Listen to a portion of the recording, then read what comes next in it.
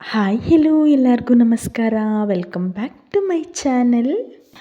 ಇವತ್ತು ವಾರ ಆಗಿರೋದ್ರಿಂದ ಅರ್ಲಿ ಮಾರ್ನಿಂಗೇ ಎದ್ದು ಆಚೆ ಫೋಟೋ ಕ್ಯೂ ಎಲ್ಲ ಕೂಡ ವಾಶ್ ಮಾಡಿ ರಂಗೋಲಿನ ಹಾಕ್ತಿ.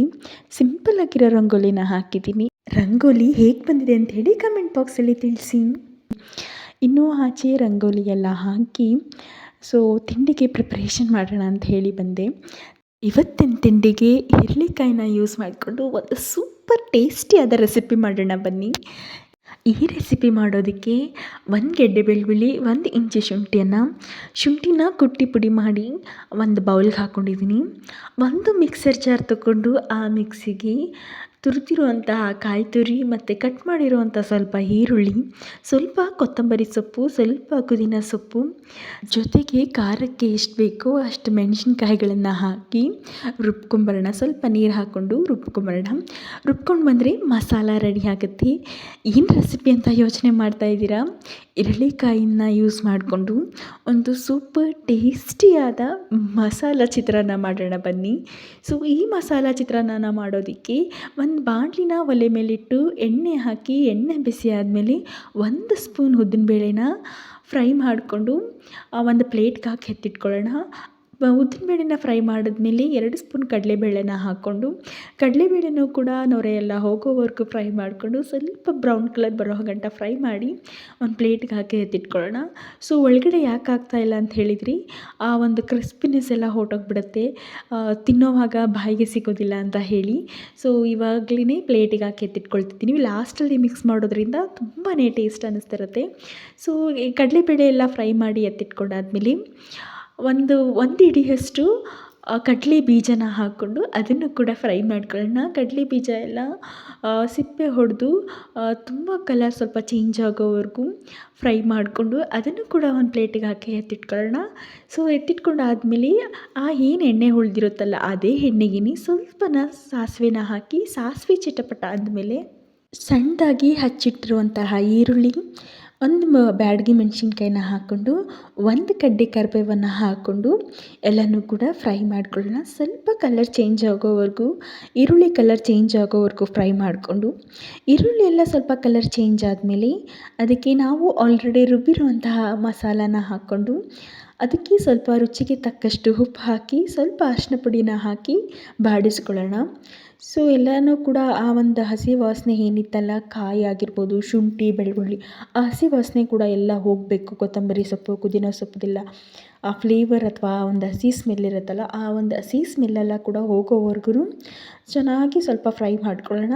ಎಲ್ಲ ಲಾಸ್ಟಲ್ಲಿ ಫ್ರೈ ಮಾಡ್ಕೊಂಡಾದ್ಮೇಲೆ ನಾವು ಹಿರಳಿಕಾಯಿಂದ ತೊಗೊಂಡಿರುವಂಥ ರಸನ ಹಾಕ್ಕೊಂಡು ಅದರಲ್ಲಿರುವಂಥ ಬೀಜ ಎಲ್ಲನೂ ಕೂಡ ಸೋಸ್ಕೊಂಡು ರಸನ ಮಾತ್ರ ಹಾಕ್ಕೊಳ್ಳೋಣ. ನಾನು ತೊಗೊಂಡಿರುವಂತಹ ಹಿರಳಿಕಾಯಿ ತುಂಬಾ ಚೆನ್ನಾಗಿ ಹಣ್ಣಾಗಿದೆ, ಹಾಗಾಗಿ ರಸನೂ ಕೂಡ ಅಷ್ಟೇ ತುಂಬಾ ಚೆನ್ನಾಗಿ ಬಂತು. ಕಾಯಿ ಏನಾದರೂ ತೊಗೊಂಡ್ರೆ ಸ್ವಲ್ಪ ಅದರ ರಸ ಬಿಡೋದು ಕಷ್ಟ ಅನಿಸುತ್ತೆ, ಬಟ್ ತುಂಬ ಚೆನ್ನಾಗಿ ಹಣ್ಣಾಗಿದ್ರೆ ಇದಂತೂ ಒಳ್ಳೆ ಕಿತ್ಲೆಹಣ್ಣು ರೀತಿ ಹಣ್ಣಾಗಿದೆ, ಹಂಗಾಗಿ ತುಂಬ ಚೆನ್ನಾಗಿ ರಸ ಅಷ್ಟೇ ತುಂಬಾ ಈಸಿಯಾಗಿ ಬಂದುಬಿಡ್ತು. ಲಾಸ್ಟಲ್ಲಿ ನಾವು ಫ್ರೈ ಮಾಡ್ಕೊಂಡಿರುವಂತಹ ಉದ್ದಿನಬೇಳೆ, ಕಡಲೆಬೇಳೆ ಮತ್ತು ಕಡಲೆ ಬೀಜನ ಏನು ಒಂದು ಪ್ಲೇಟಿಗೆ ಹಾಕಿ ಎತ್ತಿಟ್ಕೊಂಡಿದ್ವಲ್ಲ ಅದನ್ನೆಲ್ಲ ಹಾಕಿ ನೀಟಾಗಿ ಮಿಕ್ಸ್ ಮಾಡಿಕೊಂಡ್ರೆ ಸೂಪರ್ ಟೇಸ್ಟಿಯಾದ ಮಸಾಲ ಚಿತ್ರಾನ್ನ ರೆಡಿ ಆಗುತ್ತೆ. ಇದನ್ನು ಬಿಸಿ ಬಿಸಿ ಅನ್ನದ ಜೊತೆ ಸರ್ವ್ ಮಾಡ್ಕೊಂಡು ತಿಂತಿದ್ದೆ, ವಾವ್, ಟೇಸ್ಟ್ ಮಾತ್ರ ಅದ್ಭುತವಾಗಿರುತ್ತೆ. ನೀವು ಟ್ರೈ ಮಾಡಿ ಹೇಗೆ ಬಂತು ಅಂತ ಹೇಳಿ ನನಗೆ ಕಮೆಂಟ್ ಬಾಕ್ಸಲ್ಲಿ ತಿಳಿಸಿ. ಇನ್ನೂ ಹಿರಳಿಕಾಯಿ ಅಂತೂ ನಮ್ಮ ದೇಹಕ್ಕೆ ತುಂಬಾ ಒಳ್ಳೆಯ ಬೆನಿಫಿಟ್ಟನ್ನು ಕೊಡುತ್ತೆ. ಹಿರಳಿಕಾಯಲ್ಲಿ ವಿಟಮಿನ್ ಸಿ, ಪೊಟ್ಯಾಷಿಯಮ್ ಮತ್ತು ಆಯುರ್ವೇದಿಕ ಗುಣಗಳು ತುಂಬಾ ಇರುತ್ತೆ. ಈ ಒಂದು ಹಿರಳಿಕಾಯಿನ ಸೇವಿಸೋದ್ರಿಂದ ನಮ್ಮ ದೇಹದಲ್ಲಿರುವ ಜೀರ್ಣಕ್ರಿಯೆಯನ್ನು ಸುಧಾರಿಸೋದಕ್ಕೆ ಹೆಲ್ಪ್ ಮಾಡುತ್ತೆ. ಜೊತೆಗೆ ರೋಗ ನಿರೋಧಕ ಶಕ್ತಿನೂ ಕೂಡ ಹೆಚ್ಚಿಸುತ್ತೆ. ಅಂದರೆ ಯಾವುದೇ ರೋಗಗಳು ಬರದೇ ಇರೋ ಥರನೂ ಕೂಡ ತಡೆಗಟ್ಟೋದಕ್ಕೆ ಇದು ಹೆಲ್ಪ್ ಮಾಡುತ್ತೆ ಅಂತಲೇ ಹೇಳ್ಬೋದು. ಮತ್ತು ತೂಕ ಇಳಿಕೆಗೆ ಸಹಾಯಕಾರಿ ಇದು. ಇದನ್ನು ಸೇವಿಸೋದ್ರಿಂದ ತೂಕನೂ ಕೂಡ ನಾವು ಕಡಿಮೆ ಮಾಡ್ಕೊಳ್ಬೋದು. ಅದ್ರ ಜೊತೆಗೆ ರಕ್ತದ ಒತ್ತಡ ಏನಾದರೂ ಇರುತ್ತಲ್ಲ, ಅಂಥದ್ದನ್ನು ಕೂಡ ಇದು ಕಡಿಮೆ ಮಾಡುತ್ತೆ. ಜೊತೆಗೆ ಲಿವರ್ ಆರೋಗ್ಯನೂ ಕೂಡ ವೃದ್ಧಿ ಮಾಡುತ್ತೆ. ವಾಕರಿಕೆ ಏನಾದರೂ ಬರ್ತಾಯಿದ್ರೆ ಅದರಲ್ಲೂ ಎಸ್ಪೆಷಲಿ ಇನ್ ದ ಪ್ರೆಗ್ನೆಂಟ್ ಟೈಮಲ್ಲಿ ಸೊ ಏನಾದರೂ ಸ್ವಲ್ಪ ತಿಂದ್ರೂ ಕೂಡ ಜಾಸ್ತಿ ವಾಮಿಟ್ ಸೆನ್ಸೇಷನ್ಸ್ ಆಗ್ತಾ ಇರುತ್ತೆ. ಸೊ ಆ ಥರ ವಾಮಿಟಿಂಗ್ ಸೆನ್ಸೇಷನ್ ಏನಾದ್ರು ಆಗ್ತಾಯಿದ್ರೆ ಈ ಒಂದು ಹಿರಳಿಕಾಯಿಗೆ ಸ್ವಲ್ಪ ಸಾಲ್ಟ್ ಹಾಕಿ ಇದರ ರಸನ ನಾವು ಸೇವಿಸೋದ್ರಿಂದ ಆ ವಾಕರಿಕೆನೂ ಕೂಡ ನಿಲ್ಲುತ್ತೆ ಅಂತಲೇ ಹೇಳ್ಬೋದು. ಅದ್ರ ಜೊತೆಗೆ ನಮ್ಮ ಚರ್ಮ ಮತ್ತು ನಮ್ಮ ಕೂದಲಿನ ಕಾಂತಿಗೂ ಕೂಡ ತುಂಬಾ ಬೆನಿಫಿಟನ್ನು ಕೊಡುತ್ತೆ. ಹಿರಳಿಕಾಯಿಯನ್ನು ನಾವು ಹಲವಾರು ರೀತಿಲಿ ಸೇವಿಸ್ಬೋದು. ಅಂದರೆ ಈ ಥರ ಚಿತ್ರಾನ್ನದ ಗೊಜ್ಜನ್ನಾದರೂ ಮಾಡಿಕೊಂಡು ಸೇವಿಸ್ಬೋದು, ಅಥವಾ ಹಿರಳಿಕಾಯಿನ ಉಪ್ಪಿನಕಾಯಿನ ಹಾಕ್ಕೊಂಡು ಉಪ್ಪಿನಕಾಯಿನ ನಾವು ಸೇವಿಸ್ಬೋದು, ಅಥವಾ ಜ್ಯೂಸ್ನಾದರೂ ಕೂಡ ನಾವು ಮಾಡಿಕೊಂಡು ಕುಡಿಬೋದು.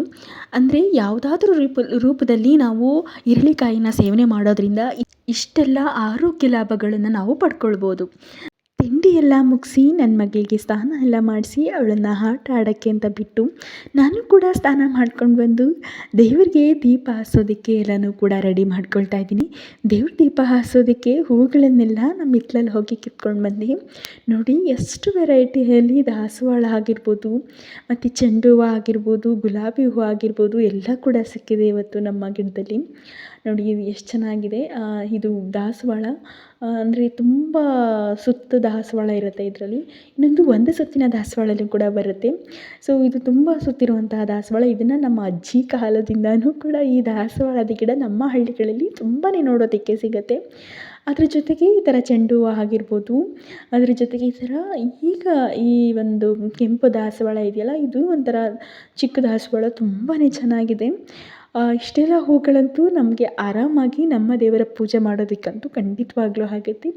ಸೊ ನೀವು ಕೂಡ ಅಷ್ಟೇ ಹಿತ್ಲಲ್ಲಿ ನಿಮ್ಮ ಮನೆಗಳಲ್ಲಿ ಜಾಗ ಇರುತ್ತೆ ಅಂತ ಹೇಳಿದ್ರಿ, ಯಾವುದಕ್ಕೂ ಕೂಡ ವೇಸ್ಟ್ ಮಾಡದೆ ಸಣ್ಣದಾಗಿರುವಂತಹ ಒಂದು ಗಿಡ ತೊಗೊಂಡೋಗಿ ಹಾಕಿದ್ರೂ ಕೂಡ ತುಂಬಾ ನಿಮಗೆ ಹೂಗಳನ್ನು ಕೊಡುತ್ತೆ ಅಂತಲೇ ಹೇಳ್ಬೋದು. ಇನ್ನೂ ದೇವ್ರಿಗೆ ಎಲ್ಲನೂ ಕೂಡ ಹೂಗಳನ್ನು ಹಾಕಿ ದೇವರಿಗೆ ದೀಪ ಹಚ್ಚೋಣ ಅಂಥೇಳಿ ರೆಡಿ ಮಾಡ್ಕೊಂಡೆ. ನಿಜವಾಗ್ಲೂ ಹೇಳ್ತೀನಿ, ವಾರದ ದಿವಸ ಮನೆಯೆಲ್ಲನೂ ಕೂಡ ಗುಡಿಸಿ ಒಂದು ಕಡೆಯಿಂದ ಹೊರಿಸ್ಕೊಂಡು ಬಂದು ಈ ಥರ ಸ್ನಾನ ಎಲ್ಲ ಮುಗಿಸ್ಕೊಂಡು ದೇವ್ರ ಪೂಜೆನ ಮಾಡೋದ್ರಿಂದ ಮನಸ್ಸಿಗೆ ಒಂಥರ ನೆಮ್ಮದಿ ಸಿಗುತ್ತೆ.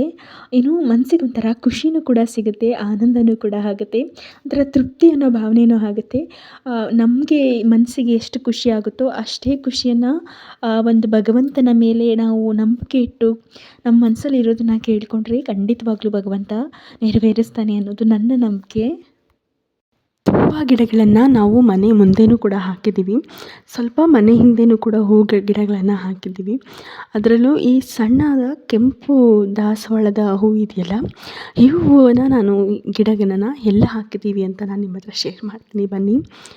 ಈ ಒಂದು ಸಣ್ಣ ಕೆಂಪು ದಾಸವಾಳ ಗಿಡವನ್ನು ನಾವು ಮನೆ ಮುಂದೆನೇ ಹಾಕಿರುವಂಥದ್ದು. ಅಂದರೆ ಏನು ಫೋಟಿಕ್ಯೂ ಇದೆಯಲ್ಲ ಅದರ ಪಕ್ಕದಲ್ಲೇ ಸ್ವಲ್ಪ ಜಾಗ ಇತ್ತು, ಆ ಜಾಗದಲ್ಲೇ ಹಾಕಿರುವಂಥದ್ದು. ಇದಂತೂ ತುಂಬಾ ಹೂಗಳನ್ನು ಬಿಡುತ್ತೆ. ಇದೇ ದಾಸವಾಳದ ಸಣ್ಣ ಹೂವಿನ ಕೆಂಪು ದಾಸವಾಳದ ಹೂವು ಗಿಡ. ಸೊ ಇದಕ್ಕೆ ತುಂಬ ಟೈಮಿಂದ ಹಾಕಿದ್ವಿ ಈ ಗಿಡಗಳನ್ನು. ತುಂಬ ಹೂಗಳನ್ನು ಬಿಡ್ತಾಯಿತ್ತು. ನಮ್ಮ ಏರಿಯಾದಲ್ಲಿ ತುಂಬ ಜನ ಈ ಹೂಗಳನ್ನೆಲ್ಲ ಕಿತ್ಕೊಂಡೋಗಿ ಪೂಜೆಗೆ ಯೂಸ್ ಮಾಡ್ಕೊಳ್ತಾಯಿದ್ರು. ಬಟ್ ಸ್ವಲ್ಪ ದಿನ ಆದಮೇಲೆ ಇದಕ್ಕೆ ಸ್ವಲ್ಪ ಹುಳ ಥರ ಹತ್ತಿ ಆ ಗಿಡಕ್ಕೆ ಮುಂದೆ ಬರೋದಕ್ಕೆ ಬಿಡ್ತಾ ಇರಲಿಲ್ಲ. ಬಟ್ ಇವಾಗ ಮತ್ತೆ ಅದನ್ನು ಸ್ವಲ್ಪ ಫುಲ್ಲೆಲ್ಲ ಕಡ್ದಾಕ್ಬಿಟ್ಟಿದ್ವಿ. ಇವಾಗ ಮತ್ತೆ ಆ ಗಿಡನ ಚಿಗುರೋಕ್ಕೆ ಬಿಟ್ಟಿದ್ದೀವಿ. ಬಿಟ್ಟು ಈಗ ಸುಮಾರು ಸ್ವಲ್ಪ ಉದ್ದ ಎಲ್ಲ ಆಗಿ ತುಂಬಾ ಹೂ ಬಿಟ್ಟಿದೆ. ನೋಡಿ ಇನ್ನೂ ಎಷ್ಟೆಲ್ಲ ಮೊಗ್ಗುಗಳಿದ್ದಾವೆ ಅಂತ ಹೇಳಿ. ನಿಜವಾಗ್ಲೂ ಹೇಳ್ತೀನಿ, ಈ ಗಿಡನ ಎಲ್ಲರೂ ಕೂಡ ಮನೆ ಜಾಗ ಇರೋರು ಬರೀ ಒಂದು ಸ್ವಲ್ಪ ಜಾಗ ಇದ್ದರೂ ಅಷ್ಟೇ ಸಾಕು, ಈ ಗಿಡನ ನೀವು ಡೆಫಿನೆಟಾಗಿ ನೆಡಿ ಅಂಥೇಳಿ ನಾನು ಹೇಳ್ತೀನಿ. ಯಾಕಪ್ಪ ಅಂತ ಹೇಳಿದರೆ ಇದು ಒಂದು ಗಿಡ ಇದ್ದರೆ ಸಾಕು, ತುಂಬ ರಾಶಿಗಟ್ಟಲೆ ಹೂಗಳನ್ನು ಬಿಡುತ್ತೆ ಅಂತಲೇ ಹೇಳ್ಬೋದು. ಯಾಕಂದರೆ ನೀವೇ ನೋಡ್ತಿರ್ಬೋದು ಈಗ ಆಲ್ರೆಡಿ ಎಷ್ಟು ಹೂಗಳನ್ನು ಬಿಟ್ಟಿದೆ ಅಂಥೇಳಿ. ಅದ್ರ ಜೊತೆಗೆ ಇನ್ನೂ ಎಷ್ಟೆಲ್ಲ ಮೊಗ್ಗುಗಳಿದ್ದಾವೆ ಅಂತ ಹೇಳಿದರೆ, ಒಂದು ಮೊಗ್ಗು ಹತ್ರನೇ ಒಂದು 5-6 ಗೊಂಚಲೆಲ್ಲ ಮೊಗ್ಗುಗಳು ಬಿಟ್ಟಿದೆ. ಅಂದರೆ ತುಂಬಾ ಹೂ ಬಿಡುತ್ತೆ. ಇದನ್ನು ಒಂದೊಂದಾಗಿ ದೇವರಿಗೆ ಮುಡಿಸ್ಬೋದು, ಅಥವಾ ನಮಗೆ ಜಾಸ್ತಿ ಫಂಕ್ಷನ್ಸ್ಗೆಲ್ಲ ಬೇಕು ಅಂತ ಅನ್ನುವಾಗ ಈ ಹೂವನ್ನು ಹಾರದ ಥರನೂ ಕೂಡ ಕಟ್ಟಿ ನಾವು ದೇವರಿಗೆ ಯೂಸ್ ಮಾಡ್ಬೋದು. ತುಂಬಾ ಯೂಸ್ಫುಲ್ ಆಗುತ್ತೆ. ಇದನ್ನು ಪ್ರತಿಯೊಬ್ಬರು ಮನೇಲೂ ಕೂಡ ಮಸ್ಟ್ ಆ್ಯಂಡ್ ಶುಡ್ಡು ಈ ಗಿಡನ ನೆಡಿ ಅಂತ ಹೇಳ್ತೀನಿ. ಇದೊಂದು ಸಣ್ಣ ಗಿಡ, ಒಂದು ಕಡ್ಡಿನ ತೊಗೊಂಡು ಬಂದು ಬರೀ ಒಂದು ಕಡ್ಡಿನ ತೊಗೊಂಡು ಬಂದು ಹಾಕಿದ್ರೆ ಸಾಕು, ಅದರಲ್ಲಿ ಗಿಣ್ಣಿರುತ್ತೆ. ಸೇಮ್ ನಾವು ಕಬ್ಬಲ್ಲೆಲ್ಲ ಹೇಗೆ ಗಿಣ್ಣು ಬರುತ್ತಲ್ಲ, ಅದೇ ಥರ ಈ ದಾಸವಾಳ ಕಡ್ಡಿಲೂ ಕೂಡ ಗಿಣ್ಣು ಬರುತ್ತೆ. ಆ ಒಂದು ಗಿಣ್ಣಿರುವಂಥ ಒಂದು 2 ಪೋರ್ಷನ್ ಇರುವಂತಹ ಒಂದು ಕಡ್ಡಿನ, ಸ್ವಲ್ಪ ಬಲ್ತಿರುವಂತಹ ಕಡ್ಡಿನ ತೊಗೊಂಡು ಬಂದು ಹಾಕಿದ್ರೆ ಸಾಕು, ತುಂಬಾ ಚೆನ್ನಾಗಿ ಚಿಗುರಿ ತುಂಬಾ ಹೂಗಳನ್ನು ಬಿಡುತ್ತೆ ಅಂತಲೇ ಹೇಳ್ಬೋದು. ಸಿಟಿಲಿ ಆಗಿರ್ಬೋದು ಅಥವಾ ಹಳ್ಳಿಯಲ್ಲಾಗಿರ್ಬೋದು, ಎಲ್ಲರೂ ಕೂಡ ಈ ಗಿಡನ ಮಿಸ್ ಮಾಡದೆ ಎಲ್ಲರೂ ಕೂಡ ನೆಡಿ ಅಂತ ಹೇಳ್ತೀನಿ. ಇನ್ನೂ ದೇವ್ರ ಪೂಜೆ ಎಲ್ಲ ಕಂಪ್ಲೀಟ್ ಮಾಡಿಕೊಂಡು ಎಲ್ಲಿಗೂ ರೆಡಿಯಾಗಿ ಹೋಗ್ತಿದ್ದಾರೆ ಅಂತೇಳಿ ಅಂದ್ಕೊಳ್ತಾ ಇದ್ದೀರಾ? ಹೌದು, ನಾನು ಮತ್ತು ನನ್ನ ಮಗಳು ನಮ್ಮ ಊರಲ್ಲೇ ಒಂದು ಗೃಹ ಪ್ರವೇಶ ಇದೆ. ಸೊ ಅಲ್ಲಿಗೆ ರೆಡಿಯಾಗಿ ಹೋಗ್ತಾ ಇದ್ದೀವಿ. ನನ್ನ ಮಗಳು ನೋಡಿ ಎಷ್ಟು ಚೆನ್ನಾಗಿ ನಾಲ್ಗೆನ ಇದು ಮಾಡ್ತಿದ್ದಾಳೆ. ಒಂದು ಮೊಬೈಲ್ ತೋರಿಸಿದ್ರೆ ಸಾಕು, ಅಥವಾ ಯಾರು ವೀಡಿಯೋ ಕಾಲ್ ಮಾಡಿದ್ರು ಅಥವಾ ಯಾರನ್ನು ನೋಡಿದ್ರೂ ಈ ಥರ ನಾಲ್ಗೆನೇ ಲ ಲ ಲ ಲ ಅಂತ ಮಾಡ್ತಾ ಇದ್ದಾಳೆ. ಅವಳಂತೂ ಇವಾಗ ತುಂಬಾ ತುಂಟಿ ಆಗಿಬಿಟ್ಟಿದ್ದಾಳೆ ಅಂತಲೇ ಹೇಳ್ಬೋದು. ಯಾರು ಏನನ್ನು ಹೇಳ್ಕೊಡ್ತಾರೋ ಅದನ್ನೆಲ್ಲನೂ ಟ್ರೈ ಮಾಡ್ತಾಳೆ, ಎಲ್ಲನೂ ಮಾಡಬೇಕು ಅಂತ ಹೇಳಿ ಮುಂದೆ ಹೋಗ್ತಾಳೆ. ಸೊ ಆಮೇಲೆ ಯಾರು ಏನೇ ಮಾಡ್ತಾಯಿದ್ರು ಅದನ್ನು ನೋಡಿ ನೋಡಿ ಕಾಪಿ ಮಾಡ್ತಾಳೆ ಅಂತಲೇ ಹೇಳ್ಬೋದು. ಸೊ ಹಾಗಾಗಿ ನಾವು ಕೂಡ ಫೈನಲ್ ಆಗಿ ರೆಡಿಯಾಗಿ ಆ ಒಂದು ಗೃಹ ಪ್ರವೇಶಕ್ಕೆ ಹೋಗಿದ್ವಿ. ಸೊ ಮನೆ ಕೂಡ ಅಷ್ಟೇ ತುಂಬಾ ಚೆನ್ನಾಗಿ ಕಟ್ಟಿದ್ದಾರೆ. ಅವರು ಬ್ಯಾಂಗ್ಳೂರಲ್ಲಿ ಪ್ರೆಸೆಂಟ್ ಪೊಲೀಸಾಗಿ ವರ್ಕ್ ಮಾಡ್ತಾ ಇದ್ದಾರಂತೆ. ಸೊ ಮುಂದೆ ಹಳ್ಳಿಯಲ್ಲೇ ಸೆಟ್ಲ್ ಆಗೋಣ ಅಂಥೇಳಿ ಇವಾಗ ಮನೆಯನ್ನು ಕನ್ಸ್ಟ್ರಕ್ಟ್ ಮಾಡ್ಕೊಂಡಿದ್ದಾರೆ. ಮನೆಯಂತೂ ತುಂಬಾ ಚೆನ್ನಾಗಿದೆ. ಅದರಲ್ಲೂ ಹೊಲದ ಹತ್ರ ಸ್ವಲ್ಪ ಸೈಡಲ್ಲಿ ಇರೋದ್ರಿಂದ ತುಂಬ ನಿಶಬ್ದವಾಗಿ ತುಂಬಾ ಚೆನ್ನಾಗಿದೆ. ಇನ್ನು ಗೃಹ ಪ್ರವೇಶದಲ್ಲಿ ಭರ್ಜರಿ ಬ್ಯಾಟಿಂಗನ್ನು ಕಂಪ್ಲೀಟ್ ಮಾಡ್ಕೊಂಡು ಮನೆಗೆ ಬಂದ್ವಿ. ನನ್ನ ಮಗಳನ್ನ ಆಡಿಸ್ತಾ ಹೇಗೆ ಸಾಯಂಕಾಲ ಆಯಿತು ಅಂತಲೇ ಗೊತ್ತಾಗಲಿಲ್ಲ. ಸೊ ರಾತ್ರಿ ಅಡುಗೆಗೆ ಉಪ್ಸಾರನ್ನ ಮಾಡ್ಕೊಳ್ಳೋಣ ಅಂತ ಹೇಳಿ ಹುರುಳಿಕಾಳನ್ನು ಹುರ್ಕೊಳ್ತಾ ಇದ್ದೀನಿ, ಡ್ರೈಯಾಗಿ ಫ್ರೈ ಮಾಡ್ಕೊಳ್ತಾ ಇದ್ದೀನಿ. ಫ್ರೈ ಮಾಡ್ಕೊಂಡಿರುವಂತಹ ಹುರುಳಿಕಾಳನ್ನು ಒಂದು ಸಲ ಚೆನ್ನಾಗಿ ವಾಶ್ ಮಾಡಿಕೊಂಡು ಅದನ್ನು ಒಂದು ಪಾತ್ರೆಗೆ ಹಾಕಿ ನಮಗೆ ಎಷ್ಟು ಬೇಕೋ ಅಷ್ಟು ನೀರನ್ನು ಹಾಕ್ಕೊಂಡು 1 ಟೊಮೊಟೊನ ಕಟ್ ಮಾಡಿ ಒಳಗಡೆ ಹಾಕ್ಕೊಂಡು ಚೆನ್ನಾಗಿ ಬೇಯಿಸ್ಕೊಂಡ್ರೆ ಉಪ್ಸಾರು ಪ್ರಿಪೇರ್ ಆಗುತ್ತೆ. ಲಾಸ್ಟಲ್ಲಿ ನಾವು ಬೇಯಿಸ್ಕೊಂಡಿರುವಂತಹ ಟೊಮೊಟೊ ಹಣ್ಣನ್ನ ಸೌಟಲ್ಲಿ ಒಂದು ಸ್ವಲ್ಪ ಸ್ಮ್ಯಾಶ್ ಮಾಡಿಕೊಂಡು ಒಳಗಡೆ ಹಾಕ್ಕೊಂಡ್ರೆ ಸಿಂಪಲ್ಲಾಗಿ ಹುರುಳಿಕಾಳನ್ನ ಉಪ್ಪು ಸಾಂಬಾರು ರೆಡಿ ಆಗುತ್ತೆ.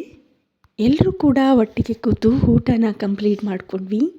ಇವತ್ತಿನ ಡೈಲಾಗ್ನ ಇಲ್ಲಿಗೆ ಎಂಡ್ ಮಾಡ್ತಿದ್ದೀನಿ. ಮತ್ತೊಂದು ಲಾಗ್ ಜೊತೆಗೆ ಸಿಗ್ತೀನಿ. ಅಲ್ಲಿವರೆಗೂ take care, bye, love you all.